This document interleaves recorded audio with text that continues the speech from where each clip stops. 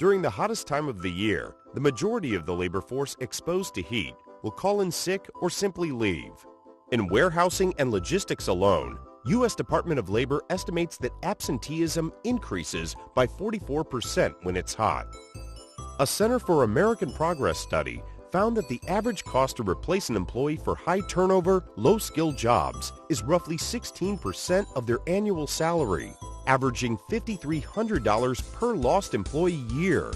This equates to $3 an hour of added turnover costs.